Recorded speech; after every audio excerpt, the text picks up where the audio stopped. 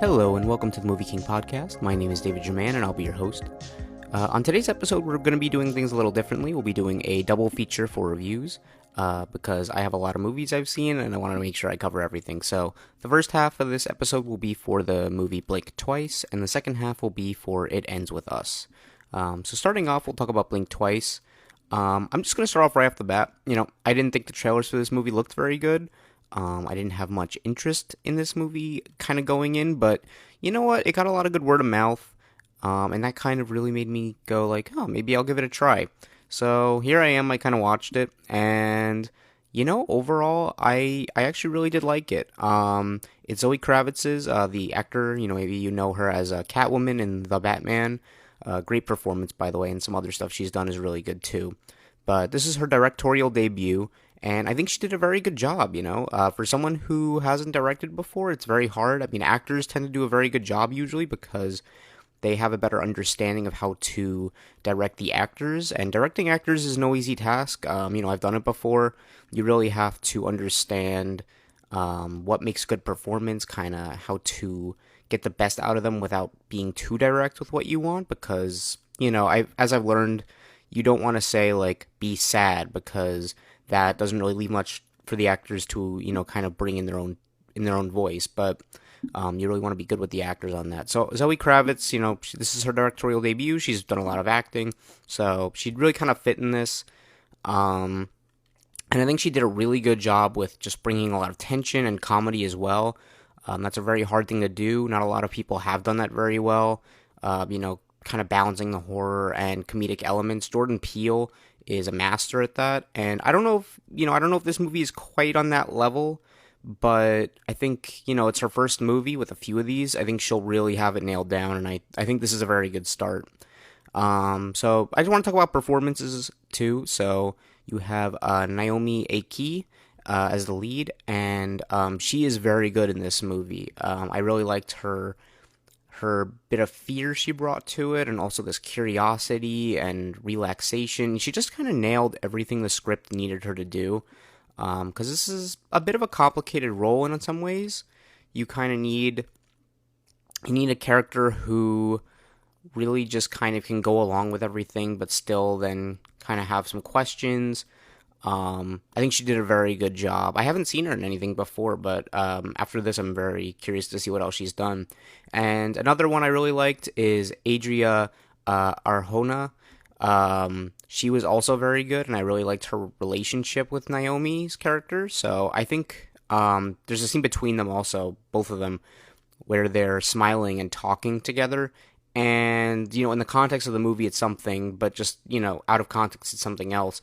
And it's just a really, really great scene. You'll know what it is when you see it, but really great scene. I just kind of showcased both of their performances and what they're feeling, and they both did it perfectly, like spot on. So really, shout out to them. I also just want to give Channing Tatum a shout out because he is really good here. I think he's just a very talented actor, and I haven't seen him do too much dramatic stuff, and this isn't really like a totally dramatic role for him, but I thought he was really good here. Just the way he kind of performs his character is really interesting, and there's one scene where he's just kind of saying the same line over and over again, and he does a really great job at conveying what the point is. Like, it's kind of one of those scenes that just sort of speaks for itself, and again, like, you'll know it when you see it, but I really love that scene. It was really, really well done, so performances overall are really good. Not too many other standouts. These are like the three key people I really noticed, but they really left a good impression. Next up, I think the movie has a nice setup and build up over time. It really kept me intrigued to know what would happen next, and that's a really hard thing for a movie to do sometimes. Really start off strong and kind of lead you into being like, what's going on here? I'm really curious to see what happens next. So I think this movie did a good job of that, and I was really interested to see where it was going as it went. I'll talk about a little bit about maybe one of the problems I had with how that was handled, but just I think overall, first act is just really a good setup. You kind of understand where everyone stands, and it set up the chess pieces very nicely. So I also, again, just really like the relationship between Naomi Ackie and Adria Arjona. I think they both really, they were at the heart of this movie. I think both of them, their chemistry, their relationship, it kind of evolved throughout the movie, and I just really found it very fascinating. I thought it really just added a lot of heart to the movie, and their scenes together are just some of the best in the whole thing, in my opinion. I think they really do a great job with that. And also, I just think there's some very interesting commentary that I can't get into for spoiler reasons, but the ideas themselves are compelling. I think, I haven't really seen it before in this way. And without getting into spoilers, this movie reminded me of other movies I've seen not too long ago, but I think it's a much better version of those movies. And I won't mention which ones again for spoiler reasons, but I thought it was very well done, and I liked the themes and commentary this movie had, so I wanted to say that. As for my problems with the movie, I think the main one that I wasn't I wasn't bothered by this, but the mystery aspect wasn't all that surprising to me. And that's a big part of this movie. It's about, several girls who go to an island and they start having memory gaps. And I think, personally, I found that the answers that you get later in the movie were so obvious. Like, they're so obviously set up. And that's not a great thing for a movie like this to have because, it's going on for such a long time, just kind of setting things up. And if you can kind of point out where it's going, it takes away a little bit of the impact. And that's not to say, it'll ruin the movie because, obviously when you rewatch a movie and a mystery, you should still be able to enjoy it. So I just think, though, for a first viewing, it was a little bit, it took a little bit of that impact away because I kind of knew where it was going and I ended up being right with it. So that was a little disappointing. But, as I said, also, the first half just kind of meanders a little bit and all the weirdness and off-putting events, like Midsommar. If you've seen that movie, it's a very slow burn. It takes a lot of time just kind of establishing things and letting you, set into this weird sort of situation. So the movie does that a lot, and that can kind of lead you to kind of be like, okay, can we just get to the part where we get answers already? And also, the last 15 minutes or so, I think, put a damper on the rest of the movie for me. The last couple of minutes especially, I didn't like, but the 15 minutes as a whole, the last 15, 20 minutes, I think it just left a bit of a damper, because it didn't really give me a satisfying ending, and it also made me less sure what I was supposed to take away from this movie, which isn't a good sign. That's not a great thing for a movie like this to do either, because I thought it was about one thing, and then by the end I wasn't really sure it was about that anymore, but it wasn't clear what it was about, so I don't know. Or maybe that's what's also a little complicated, because the movie kind of tells you even what it's about. There's a bit of a warning. It opens with a trigger warning at the beginning. So I'll just say that now. If you think that's something that may bother you, I would advise either skipping the film or doing further research, or watching at home where you can more easily turn it off or fast forward through the scenes that make you uncomfortable. But yeah, it kind of warns you even what the movie is about, and even so, I didn't totally feel like I got that out of it, so that was a little bit, it left me a bit unsatisfied, to be honest. I think the last 15 minutes actually did a significant amount to lessen what I already really liked about the movie, so I would probably rate it higher if it wasn't for that specifically, but overall, I think it's a good movie. I was hoping I would kind of walk away a little more positive, because honestly, a lot of things in this movie worked really well. I went in with this movie with very little expectations, and by the end of it, I was actually or before the last 15 minutes, I was actually really impressed by it. All things predictability aside, I thought it was a pretty compelling watch, and again, the tension in this movie is so good. I felt my heart pumping a little bit. I felt on the edge of my seat watching it, really uncomfortable, exactly the way they wanted me to feel, I felt. And that was really impressive. I thought for a directorial debut, that's all you can ask for. Just let the audience feel what you want them to feel. And, I laughed with the movie. I was, I was scared of the movie a bit. It did all that really well. So to kind of have this ending that really, to me, diminished a little bit of what it was about. And, even Zoe Kravitz in an interview had kind of mentioned that this ending was exactly what she was intending for the movie, and really was like, it kind of just really showcased the theme she was going for, and it was always about something. But again, I'm just like, it's the same thing with The Holdovers. Like, the director of The Holdovers, Alexander Payne, he has said that The Holdovers is not a happy movie. Everyone kind of watched The Holdovers and said it was a happy movie. So, regardless of what the filmmaker says, it's a common thing that people say: when you make a movie, you make it several times. When you write it, when you film it, when you edit it, it's a completely different movie than what you set out to make, maybe. And I think that's kind of the case here, where it's like, she may have intended it to be one thing. I didn't feel that that was the case, personally. So that's just a bit of a note on that. But otherwise, I did enjoy the movie. I have some problems with it, as I mentioned, but it's pretty good. I would recommend it if this is the kind of movie you're interested in. But once again, it does have a bit of a content warning, so maybe not for everyone if that's not your thing. But overall, I would give it probably a B. I would say, again, pretty good, but was hoping it would be a bit better. And up next is the movie It Ends With Us. This is a pretty popular film, actually, but believe it or not, I haven't even heard of it until right before it was released. I saw a poster when I was seeing Deadpool and Wolverine, and that was literally like the first time I ever heard of this movie. So that kind of tells you what you need to know. But this is pretty popular, so I decided to check it out. And I like the people in it also, so that kind of helped. But so I had no expectations going into this. Again, I literally didn't even see a trailer. I was just going in pretty blind, and I like to do that, honestly, sometimes. Like, I think it's fun to just go into a movie pretty blind a lot of the time. Again, like, Strange Darling, I went into without really seeing anything for it, and that was a huge pleasant surprise. Parasite was like the first time I ever really went completely blind, just going off of word of mouth, and that was a super satisfying experience. So honestly, if you've never done that, I highly recommend doing it. Just put on a movie on Netflix without reading the description. Try it out. I think it's really rewarding if you get the right movie.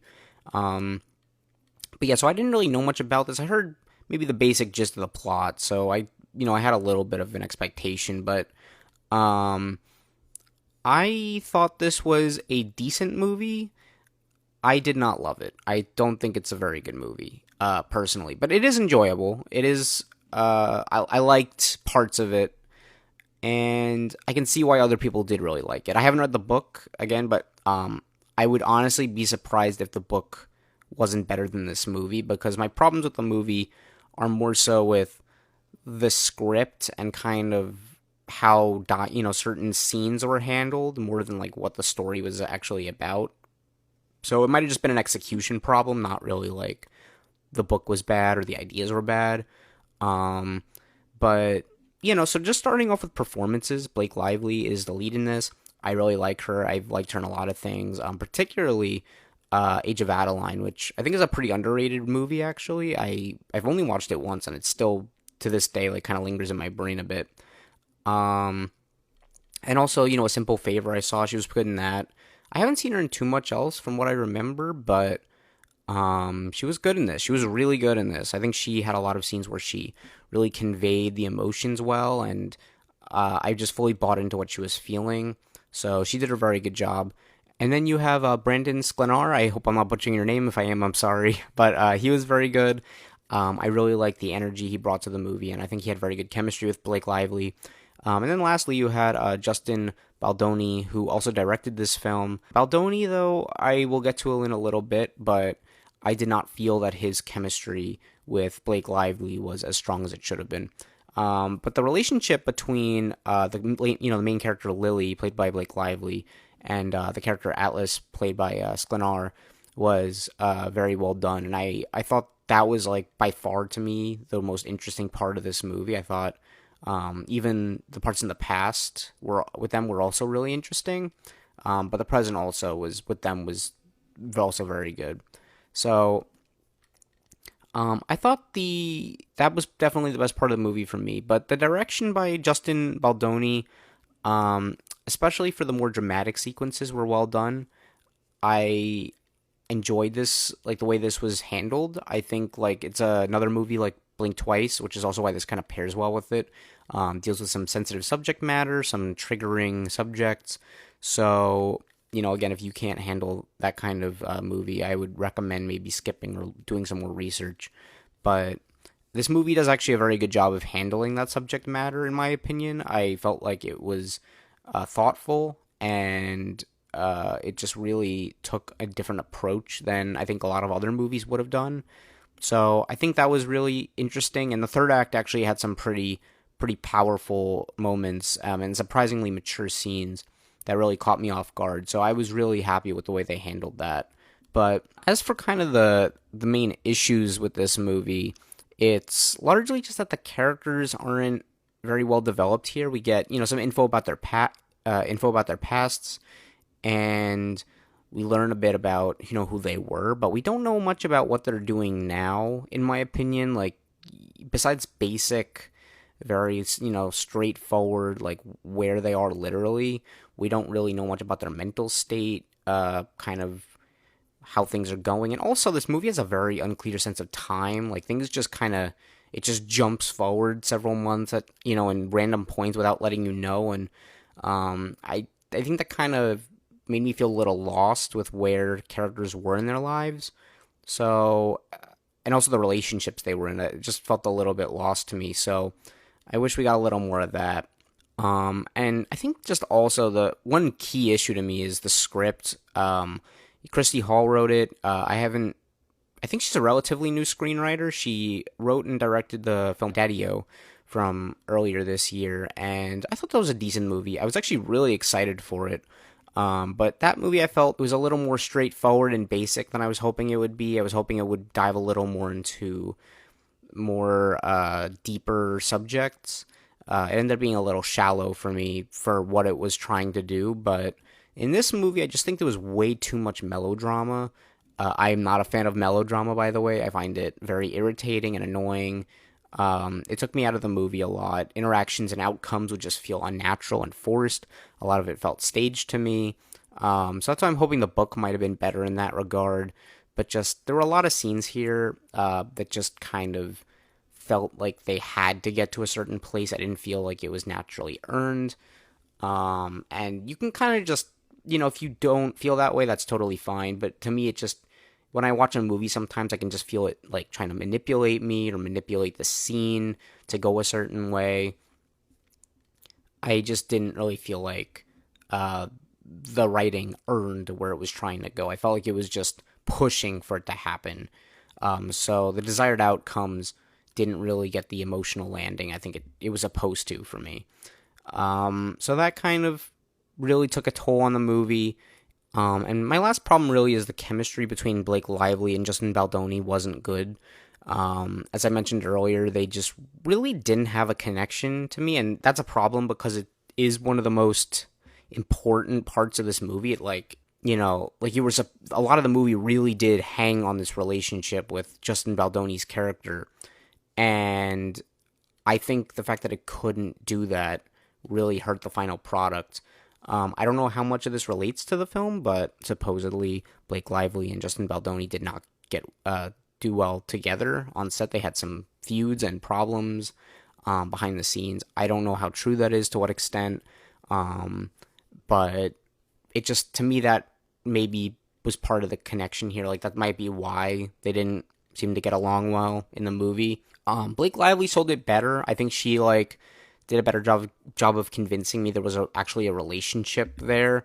Justin Baldoni, he gives a great performance. I mean, there are scenes here where his eyes just express so much of what he's feeling, and he wouldn't even say anything. It was just like, you looked at his face and you could see exactly what was on his mind, and that's a great performance right there. But I just didn't feel like his chemistry with Blake Lively was good enough to really help carry this movie, because if the script's not working, you look to the performances a bit, and vice versa sometimes, but it's just, I didn't feel like that was well done, so that kind of really hurt the movie. Again, I think it's an entertaining movie in some ways. I wasn't bored watching it, but I just think the issues here are pretty significant and definitely left a mark on how much I enjoyed the film. But, a lot of people do seem to like it. Audiences especially. If you like the book, you probably will end up liking this movie. My audience seemed to enjoy it, so maybe I'm just in the unpopular vote here, but I didn't care for it personally. I thought it was just kind of a cheap romance, but again, I thought, it handled the subject matter well, I thought, and that main relationship between, Lily and Atlas in the film really carried a lot of it for me. And what I did like is largely because of that relationship between those characters and the present and the past. I thought that was well done. So, overall, I'd give it a B minus. I want to go on the positive side with it because the things I liked, I did really like. It was just a lot of things that were, I was kind of mixed on. So that just about does it for this episode. If you want to follow my reviews, you can find me on Letterboxd at MovieKing1224. You can also listen to this podcast on your favorite apps, such as Spotify, YouTube, Apple Podcasts, and Amazon Music. If you have any comments or feedback, I would love to hear it and improve the show. And of course, if you've enjoyed this episode, please consider liking, subscribing, and hitting the notification bell to hear more like it. I'll be coming back real soon with another episode. Beetlejuice will be coming up pretty soon. I also have an idea for kind of talking about the re-releases lately and Leica's films, the stop motion company. So check out all that real soon. But in the meantime, I appreciate you all so much. Thank you for listening, and I'll talk to you next time. Thank you. Bye-bye.